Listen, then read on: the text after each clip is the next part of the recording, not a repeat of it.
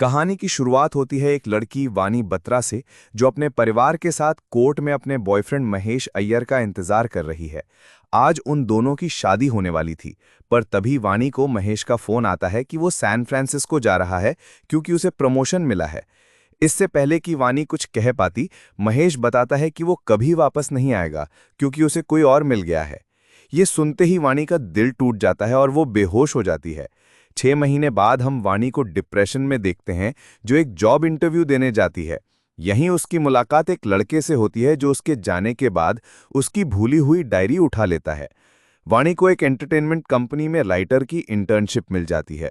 बाहर उसे वही लड़का उसकी डायरी देता है और उसकी राइटिंग की तारीफ करता है।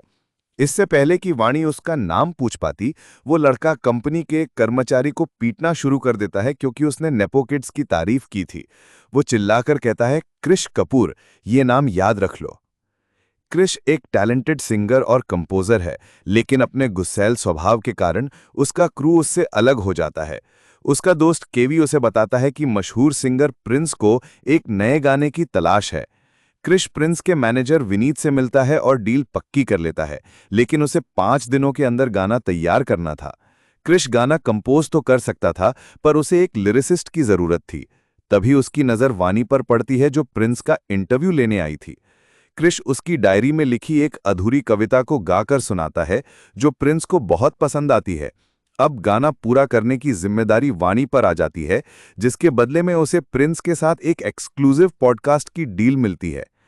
स्टूडियो में वाणी अपने टूटे दिल के दर्द की वजह से कुछ लिख नहीं पाती। वो क्रिश को समझाती है कि गाने सिर्फ स्टूडियो में नहीं बनते, उनके पीछे खास पल और एहसास होते हैं। ये सुनकर क्रिश उसे एक क्रिकेट ग्राउंड में ले जाता है और उसे एक जीत का पल महसूस करने को कहता है, ताकि वो उस एहसास को शब्दों में उतार सके। वाणी क्रिश के जुनून से प्रभावित होती है और गाना लिखना शुरू कर देती है। इस दौरान दोनों एक दूसरे के करीब आने लगते हैं। इसी बीच क्रिश को अपने शराबी पिता की वजह से मुश्किलों का सामना करना पड़ता है, जिससे वाणी को उसके दर्दनाक अतीत का पता चलता है।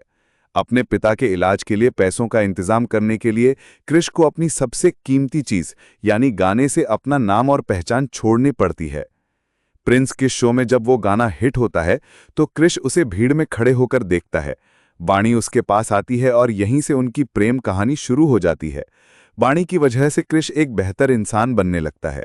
वो अपने पुराने क्रू से मिलता है और स्मोकिंग भी छोड़ देता है।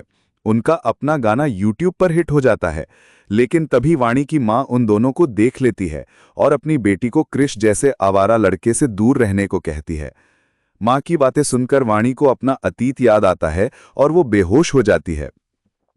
हॉस्पिटल में क्रिश वाणी से शादी करने के लिए कहता है, लेकिन वाणी ये कहकर मना कर देती है कि पहले उसे अपने सुपरस्टार बनने के सपने को पूरा करना चाहिए। वाणी के कहने पर क्रिश अपने क्रू के साथ गोवा चला जाता है और वहां उसे जबरदस्त सफलता मिलती है। पर इसी बीच मुंबई में वाणी को पता चलता है कि उसे अल्जाइमर है, एक ऐसी बीमारी जिसमें वो धीरे धीरे अपनी याददाश्त खो देगी। वो ये बात सबसे छिपा लेती है। तभी उसकी जिंदगी में उसका एक्स बॉयफ्रेंड महेश वापस आ जाता है। एक पार्टी में अपनी बीमारी की वजह से वाणी सब कुछ भूल जाती है और उसे लगता है कि वो और महेश आज भी साथ हैं। वहां हुए हंगामे के बाद क्रिश को वाणी की बीमारी का पता चलता है। वो सब कुछ छोड़कर वाणी के पास लौट आता है और उससे वादा करता है कि वो हर पल उसके साथ रहेगा। एक शाम को वाणी क्रिश को सैयारा के बारे में बताती है, जिसका मतलब है एक भटकता हुआ तारा जो अपनी मंजिल की तलाश में है। वो क्रिश से कहती है कि तुम मेरे सैयारा हो और उससे वादा लेती है कि वो एक बहुत बड़ा स्टार बनेगा। वो उसे लेकर उसके कॉन्सर्ट में पहुंचती है, पर वहां महेश को देखकर उसकी याददाश्त फिर से चली जाती है। वो महेश को क्रिश समझकर उससे प्यार भरी बातें करने लगती है और जब असली क्रिश उसे रोकने की कोशिश करता है, तो वाणी गुस्से में चाकू से उसी पर वार कर देती है। अगले दिन जब वाणी को होश आता है, तो उसे कुछ याद नहीं रहता। जब वो अनजाने में क्रिश को आई लव यू महेश कहती है, तो क्रिश पूरी तरह टूट जाता है। उसे लगता है कि वाणी अब उसे कभी नहीं पहचान पाएगी। इसी दुख में वो वापस लौटता है, तो पता चलता है कि वाणी वहां से जा चुकी है। इस घटना के बाद क्रिश वाणी के लिखे आखिरी गाने सैयारा को अपनी आवाज देता है। 1 साल तक वो पूरी दुनिया में ये गाना गाता है, इस उम्मीद में कि वाणी कहीं से ये सुनकर लौट आएगी। उसे जबरदस्त शोहरत मिलती है, पर उसकी तलाश खत्म नहीं होती। फिर एक दिन सोशल मीडिया के एक वीडियो में उसके दोस्त को मनाली में वाणी की झलक दिखती है। क्रिश सब कुछ छोड़कर मनाली पहुंच जाता है। वहां उसे वाणी मिलती तो है, पर वो उसे पहचान नहीं पाती।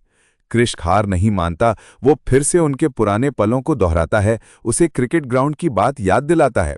उसके लगातार कोशिशों और अटूट प्यार को देखकर एक दिन वाणी की याददाश्त